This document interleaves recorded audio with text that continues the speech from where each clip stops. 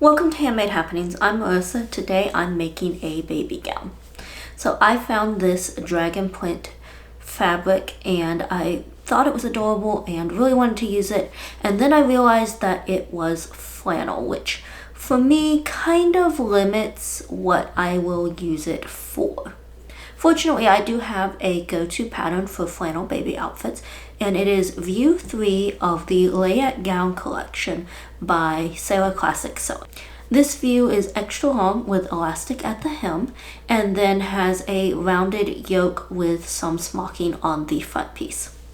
I went to cut out the fabric and immediately ran into a problem.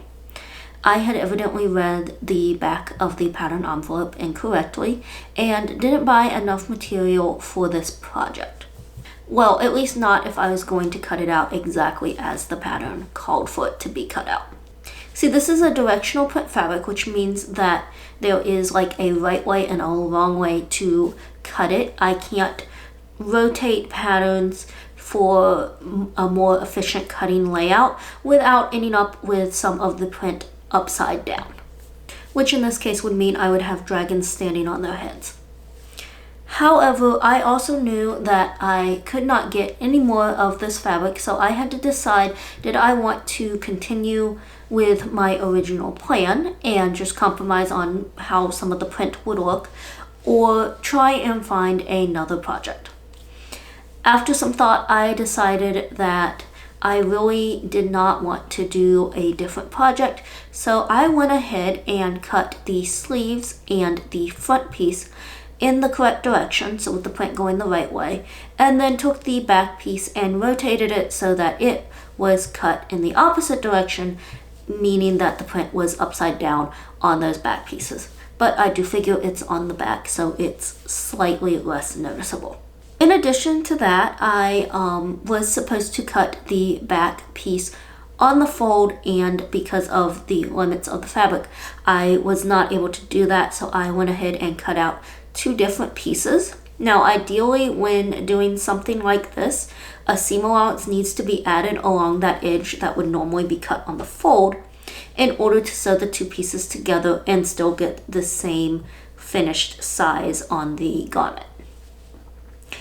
However, I really didn't even have enough room to do this, so I went ahead and cut it out to the exact size of the pattern.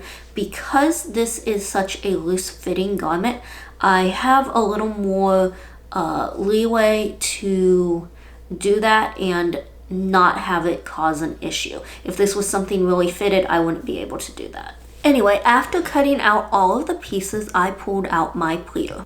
Now, this gown does have seams like a bishop dress, but unlike that, only the front piece is being smocked, which means that's the only piece that has to go through the pleater. Which is really nice because if you've seen my video on sewing a bishop dress, then you know that it's a very time-consuming and tedious process to have to pleat all of those sections. After pleating that piece, I do still have to block it. Now, typically for round yoked garments, there is like a template that's needed for it. Most other patterns that I have don't come with one, so I just have one that I bought separately. For this one though, it actually has one specific to it.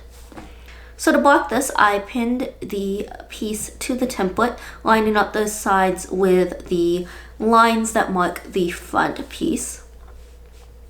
I then pulled up the thread so that it was to the right size, tied them off, and evened out the pleats before steaming it. And while that's set, I moved on to assembling some of the other pieces. That started by attaching the sleeves to the back pieces along the arm seam. Then I hemmed the sleeves and attached elastic to them right above the hem. I did that by using a zigzag stitch, which I sewed over the elastic while pulling it lightly to stretch it out. And what this does is it allows the elastic to gather up the fabric while still being able to stretch. Next, I sat down to smock the front piece. I used the tartan smocking plate by Ellen McCann. This has two views. It has the one for like a smocked insert and then the one for the rounded yoke, which is the one that I used. I chose to use a dark green and then a light green.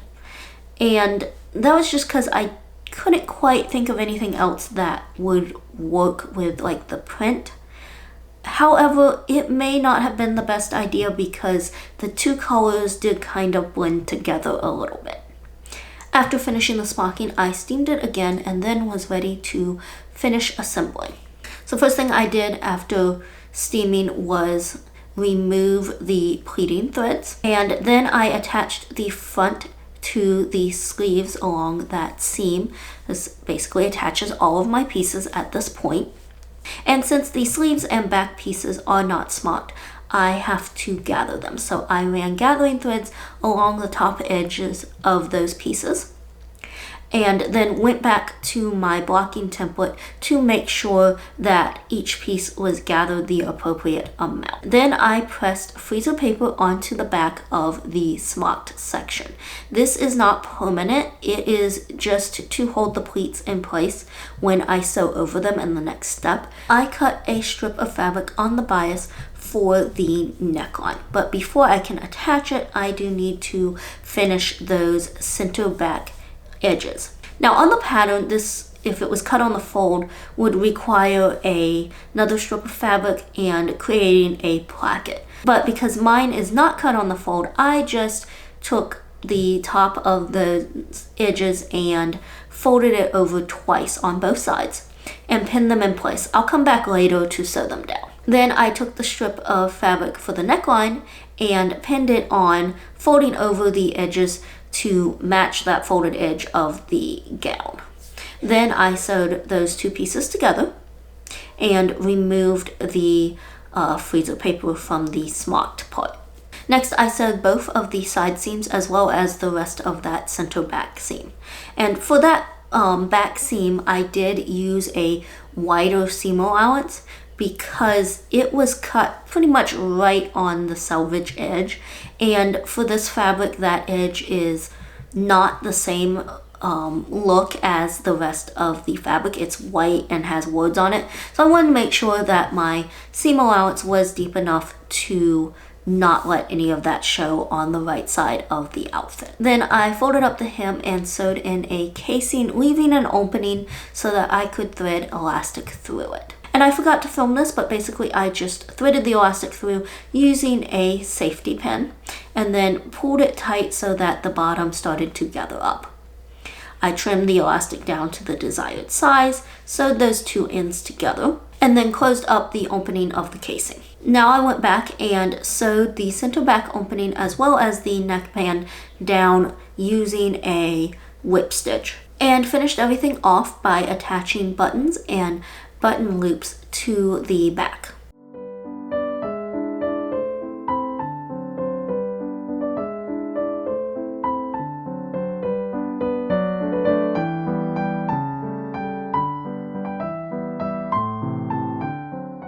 Thank you for watching, and I hope you will join me next week for another handmade happening.